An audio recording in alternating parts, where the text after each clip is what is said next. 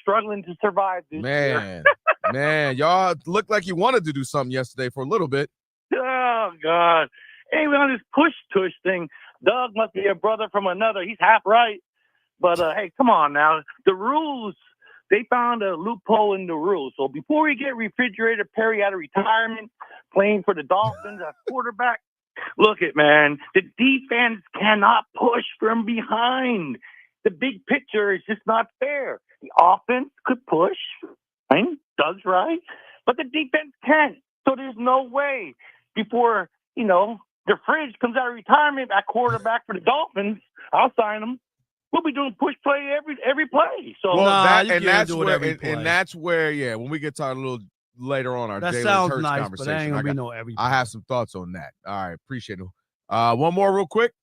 Sean from Sacramento, you're on the Odd Couple Fox Sports Radio. What's up, Sean? Yo, happy Friday to my uncle from another mother, cousin Kelby, my brother's behind the board. What up, Mary? Man, we miss y'all on YouTube, man. Shout out. I know. We got new cameras. New cameras are getting there. We'll be back Monday. First of all, how many cameras do we need? I know. Okay, but I'm going to tell you this. 4, 5, 6 cameras up. We need one for the close-up when you put the camera on me. True. When y'all on YouTube, man. Make sure Elijah get on that. But Elijah's doing a great job. If you're watching, what we see like what's being played like during the time when we're not talking. Hey, and Elijah chats into the chatty mob. My guy's on it. He's giving live feedback. He's fixing audio for YouTube. What he needs a raise, Rob. Cash that man out. But really quick on this topic, man, y'all hit the nail on the head. It's just because it's Jalen Hurts. When Peyton Manning was out there calling audibles, not allowing the defense to make subs, absolutely draining the defense on his way to wins, nobody was complaining. They didn't have to alter the rules. He found a loophole, and he totally exploited it. You got to let the Eagles live. And on top of that, man, when they looked for the injury data, there was none to be found. So now they're trying to blame it on the referees. This is absolutely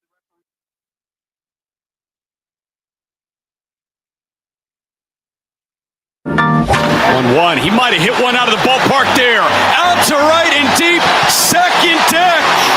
He squared the bunt 2 pitches ago. And Kyle Stowers rips number 16 into the seats. Tied at 1, bottom 2. Miami Marlins baseball is on deck. Pitch to Connor Norby. He drills out to right center and deep. Frelick back. Track wall. It is gone. Connor Norby. He's getting right. 1-1 pitch. That one hammered out to left center field and deep. Martian Rojas back. They're looking up, and it's gone. Wag attack. A 2-run homer. Marlins on deck. Brought to you by ADT, the official smart security partner of the Miami Marlins, and Norwegian Cruise Line. Experience more at sea. Let's head out to the ballpark. Here's your host, Steven Strong. All right, nice job, Ahmed. Welcome. We're live from Globe Life Field in Arlington, Texas, home of the Rangers since 2020. On a Friday night, you're listening to Miami Marlins baseball on the radio. It's Fox Sports 940 Miami. Game 154 of 162. 9 games left, and fresh off sweeping the first leg of this 3-city trip in Colorado, the Marlins, they head southeast to the Lone Star State. They've got a date against the Rangers, whose wild card hopes are on life support. They are 4 games behind Boston. It is game 1 of this 3-game interleague set, and we are pumped to bring it to you. Between your 73 and 80 Miami Marlins and the 79 and 74 Texas Rangers. Jansen Junk, 29-year-old right-hander, who just posted a quality start last week, will make his 15th start of 2025. Bruce Bochy will send 30-year-old right-hander Tyler Mahle, who just was activated off the 60-day IL. We will get going tonight at 8:05, a little bit earlier than Colorado, right here on the Marlins Radio Network. Hi, everyone. Thanks for making Marlins on Deck a part of your Friday night with Jack McMullen and Gabby Sanchez. I am Steven Strom, and we have just a sensational show for you ahead. It is a media program, and I also fear we will go the distance. We thank you for your participation, again, as we set the stage for Game 1 between these two teams. We'll start where both teams are at coming into tonight. We'll hear from Clayton McCullough. We've got a big storyline. They will be calling pitches from the dugout. We'll get the 4-1-1 from Clayton McCullough.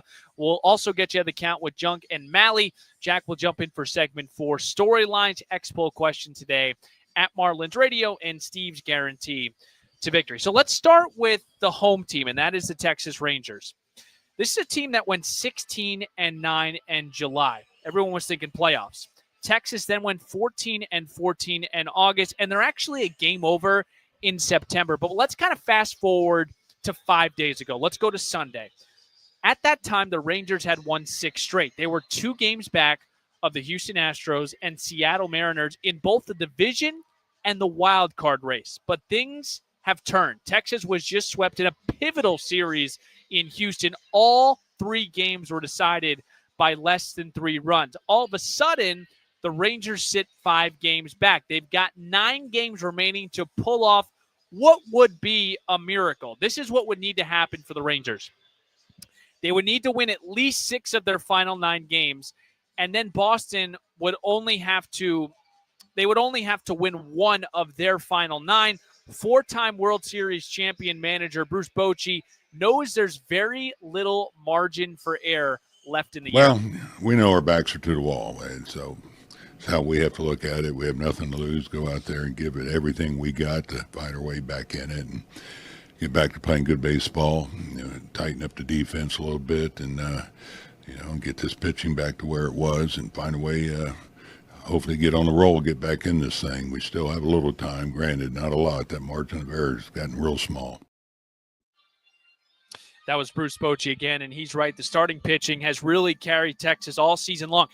Even now, their 3.39 ERA is still tops in Major League Baseball, but it was the starting staff that really let them down against the Astros over Monday, Tuesday, and Wednesday. Jack Leiter, 6 2/3, giving up 6 runs, 3 of them earned. Merrill Kelly, 3 innings, 6 runs, all earned. And Jacob deGrom on Wednesday, 5 innings of 5-run ball. All of them were earned. For the Marlins, wow, what a week it was in Colorado. Sweeping the Rockies, and the Marlins, they've won 7 of their last 8 games, and they plated 5+ runs in each of those victories. And for the math wizards out there, they're all having fun with crunching the games and the numbers and the teams that have to lose in order for the Marlins to make it to October. And I'm just going to put this out in the air, folks. If you're starting to go all in on, teams that are firing on all cylinders at this time of the season, this is the team, right? For the Marlins, you look at the starters for the last 8 games. Let's look at the starting pitching. They have posted a 2.78 ERA. In 3 of those games of the 8 were at Coors Field, right? That's like a pitching nightmare. So a 2.78 ERA. Oh, by the way, Edward Cabrera is possibly coming back. You look at the offense. Jacob Marcy. I'm kind of sick of saying the guy's on fire. Is he on fire, or is this just him? Because he's 46 games in and he's still hitting .320 with a .927 OPS. All of a sudden, Augustin Ramirez is starting to hit. He's on a 9-game hit streak. My point here, folks, is you never know. But one thing I do know, Tyler Mahle, he's given up 4 earned runs over 44 innings at Globe Life Field. How can the Marlins get to him fresh off the IL? On the other side, we're going to talk to Clayton McCullough on the Marlins Radio Network. Have the slider away, but if you get me with a fastball in, I'm going to hammer you. 1-2, a line shot into center. That drops in for a base hit. They're sending Wags, and Moniak's throw back into second. Eric Wagaman, the speed demon, in from second base. That's an RBI single for Dane Myers, and the Fish Open scoring. It's 1-0 in the top of the second. Pitch to Liam Hicks. That one smashed high in the air out to right. Freeman is back. He's looking up, and it's gone. Hicksy goes yard, right center field, into the Rocky bullpen, and the 2-run shot flips the scoreboard. 3-2 Miami in the top of the third. It's Liam's 6th home run on the year. You got to draft it.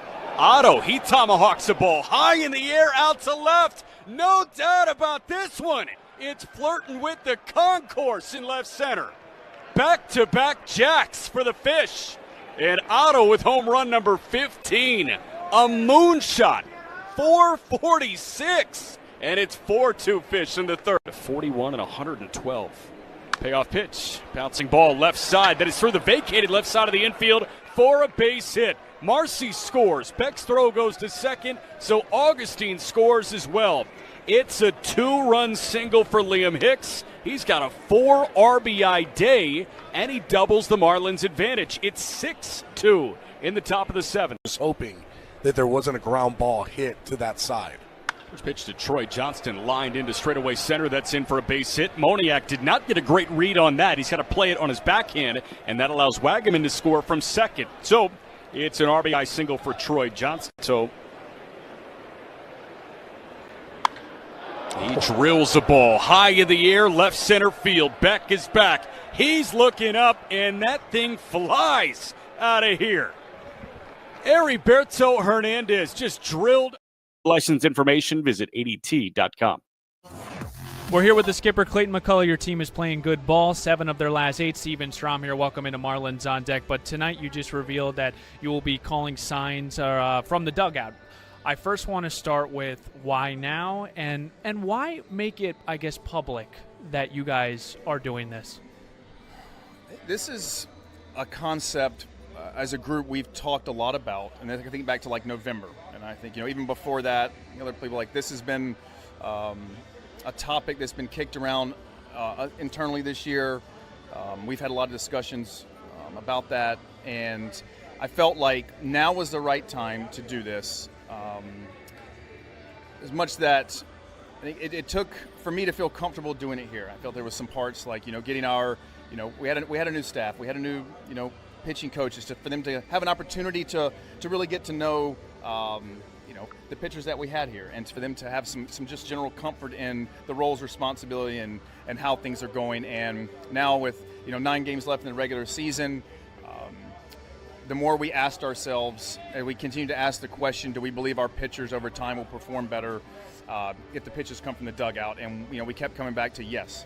And so, we have 9 left. We all feel comfortable now, and I do, to let's go roll this out, and it gives us a bit of a head start, going into 26. The number one question that you're going to get, and that we're going to get as Marlins people, is how do you prevent sign stealing? We believe we have a system in place that's going to protect us from that, and so we'll monitor it, but we think we're in a good place with how we're going to be able to deliver it and keep ourselves protected. And did this have anything to do with Jansen Junk starting tonight? No, this didn't, and this it did not, and it just the way it lined up. We had met with our players before we went on the road trip, and explained to them that we were going to, we'd had some one-off conversation with guys, but as a group that we were going to go this direction, and that targeting this Texas series, as it felt like we could use the 3 days in Colorado to get our catchers a little up to speed on just receiving the sign, so just wanted some reps before we rolled it out, and felt like this was the place to do it, and I think it's just more coincidental that Jansen is our starter tonight. Patrick Mahomes, he doesn't call his own plays sometimes. I'll give you that. This is a wild transition, but I'm just going to do it anyway. Clayton Kershaw is officially going to be done after this season. He'll make his final start in San Francisco. I texted you this morning because I wanted you to think about it. If you had to give us one story that captures the respect and revereness that this sport has for him, what story would you tell us?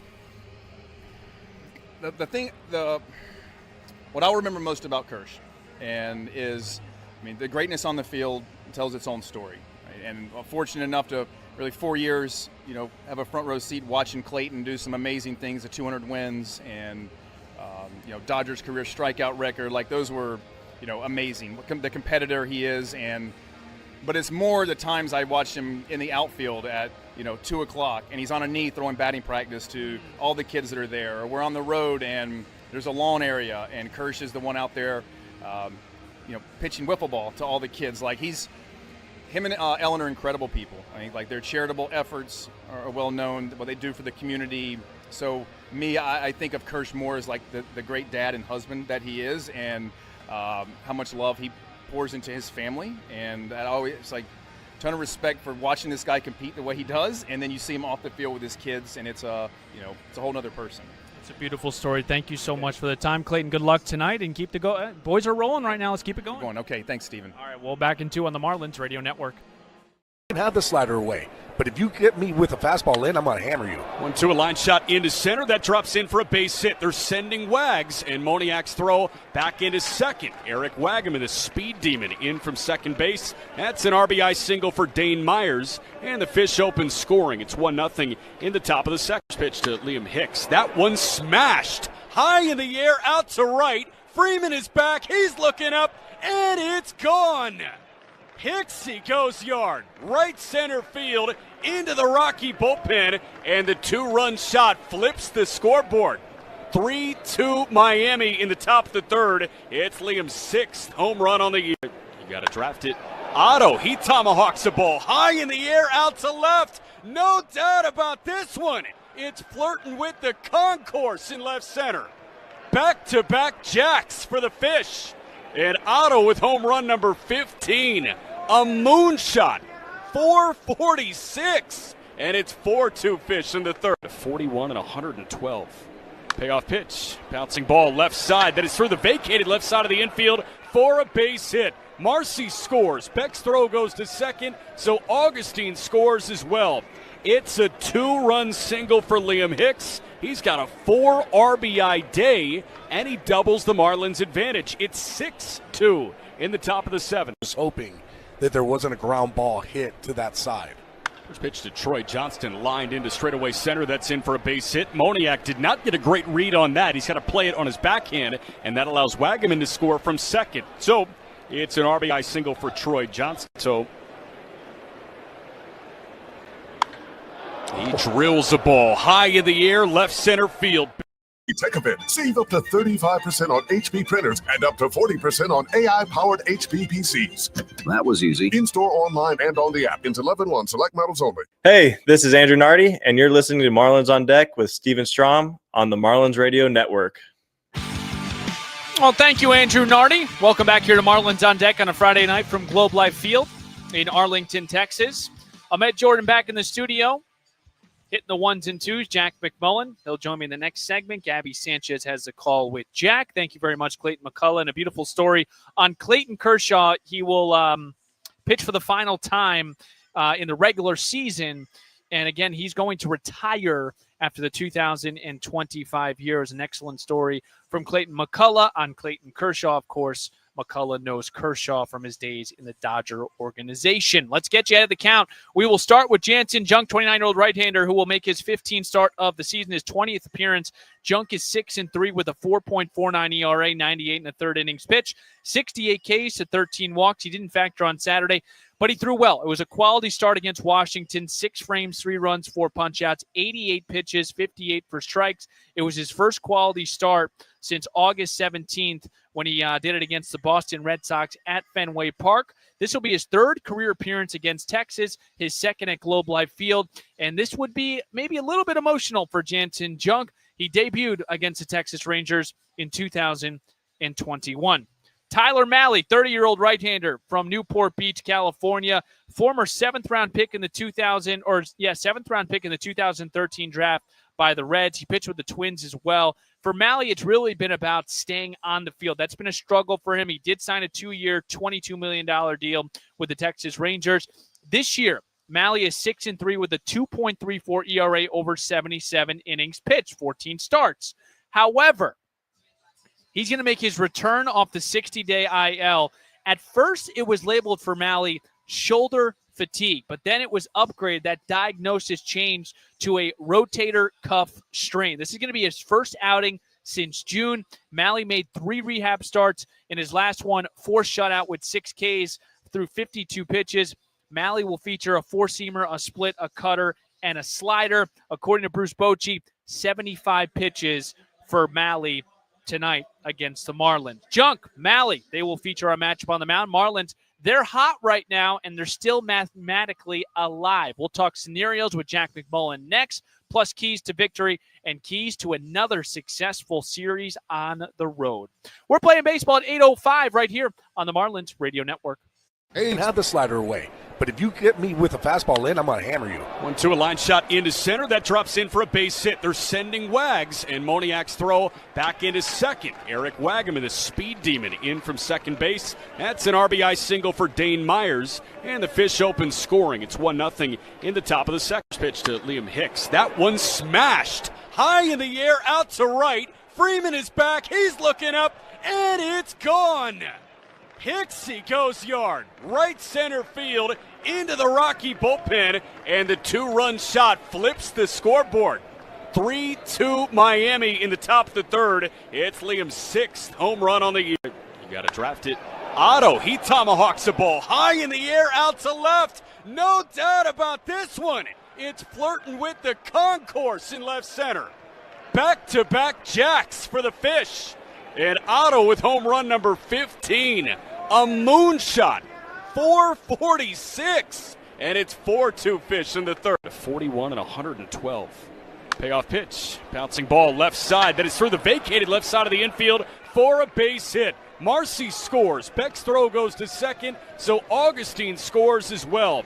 It's a 2-run single for Liam Hicks. He's got a 4 RBI day, and he doubles the Marlins' advantage. It's 6-2 in the top of the 7th. I was hoping that there wasn't a ground ball hit to that side. First pitch to Troy Johnston, lined into straightaway center. That's in for a base hit. Moniak did not get a great read on that. He's got to play it on his backhand, and that allows Wagaman to score from second. So it's an RBI single for Troy Johnston. So he drills a ball high in the air, left center field. Beck is back. He's looking up, and that thing flies out of here. Heriberto Hernandez just... All right, back here at Globe Life Field in beautiful Arlington, Texas. Thank goodness for the roof, Jack. It is hot, but it's not as actually bad as I anticipated. It is the 19th day of September, still in the 90s, but we are inside the cool comfort of the air conditioning. Steven Strom, Jack McMullen, Gabby Sanchez not with us now. We apologize for our StreamYard audience. Wi-Fi is not booming. They clearly don't have Xfinity, but that's okay. Jack McMullen, the Marlins are feeling themselves, man. They put it together. 7 of their last 8 now. The boys are starting to hit. The fellas are starting to pitch. What you take from the series in Colorado and really the last 8 for the Marlins? Yeah, what did Dave Parker, the late, great Dave Parker, say when he was with the Pittsburgh Pirates? If you hear something that's just me and the boys bopping, boys are bopping right now. Winners of 7 of 8, scored 5+ runs in each of those. Saw that in the research tool that we got earlier today. But honestly, what I'm seeing is the good at-bats continuing. Over this stretch, they have struck out as little as really any other team in baseball. Okay. And, oh, by the way, they're hitting the ball really hard. And one of the pillars that we heard, hit strikes hard, right? Hit strikes hard. And what are they doing? They're not swinging at balls. They're hitting strikes, and they're hitting strikes hard. So they are certainly fitting the pillar of Miami Marlins baseball that they set out to reach in spring training in 2025. Jack, your reaction today, big news from the Marlins big league team. Jansen Junk will start tonight, but he will be receiving signs from the dugout. What'd you take and your reaction to this being the case tonight? Yeah, I mean, the immediate thought, because I'm just like naturally a pessimistic person, my immediate thought is, okay, the 2 main hurdles that you have are timing and then confidentiality, sign stealing. Timing, it sounds like they're willing to kind of wear their lumps here. We could see a couple of pitch clock violations if they can't get on the same page. In terms of confidentiality, you heard Clayton McCullough say that. In terms of sign stealing, they're not afraid. They feel like they have a system in place to prevent that from happening. So really excited on that front. And it makes a lot of sense, personally. I mean, you've got young catchers, and Clayton said that has zero factor into this situation. But you feel like he's got guys in Alon Leishman, in Daniel Moskis, and Bill Hiesel that pour over this information all day, every day. They're paid to do that all day, every day. And they feel like they could possibly put the pitcher and catcher in a better position to attack hitters than just going off the field behind the plate and trying to, get the gauge on the hitter right there. You have all the information there in the dugout. So it's just a matter of disseminating that information from the dugout to the catcher and getting it to the pitcher in a good, short period of time. And it seems like they have a plan in place. I know that the Marlins have been working on this in the minor leagues over the course of this season, and excited to see how it really works here. And you hope that, we see the best offering presented more often than not. That was Clayton McCullough's priority there. He said, we want to get to pitch A. We want to get to option A more than we have been. I think it's really going to be interesting to watch. I mean, there's only 9 games left, so it's a really small sample size. But I think I said it's a Clayton Patrick Mahomes. He doesn't call his own play. So Nope. it is an again, we've talked about it with Peter Bendix here and Gabe Kapler. Yep. There's going to be innovative, not your cookie cutter baseball theories or ideas or whatever it may be. It started in spring training, Jack, where day one guys were throwing lives and guys were throwing bullpens, and there's no such thing as a traditional bullpen. They're doing the pitch design. So, I think for us, Jack, because we've covered it, it's kind of cool. Okay, that's awesome. But I think for people around baseball, they're going to be surprised. They're going to be floored, whatever characteristic, adjective that you want to use. It's just, we know what baseball is, Jack. It's a traditional, everyone loves it because it's 160, nothing has changed in the American League and the National League. People love baseball because of, I think, the tradition, but I think people are starting to really love baseball in the sense that things are changing, and some of the things are good. I like the ghost runner in the 10th inning, man. I like the pitch clock, and I hope that I like the signs from the dugout, man. Yeah, 100%. I do want to take you back to maybe high school philosophy class or maybe a college course that you took on philosophy. Who always gets immediate credit? The second mover of an idea. But who is remembered forever? It's the first mover in a certain idea. The first mover of a new concept, of a novel concept, is almost always met with disdain, almost always met with hatred for the idea. Mike Leach in the air raid. Yes, and then somebody else does it, and it's like, oh, this might be a good idea. Right. Huh? It's amazing. The second mover always gets credit, and it's terrifying to be the first mover. But you know what? The Marlins are not afraid to be the first mover, and we're so lucky to see that unfold tonight. I'm pumped to cover it, Jack McBone. Good job by you. Gabby Sanchez will join the festivities in about 11 minutes. We'll break Expo questions, Steve Guarantee, then we'll play some baseball. Marlins are going to make it 8 of 9 on the Marlins Radio Network.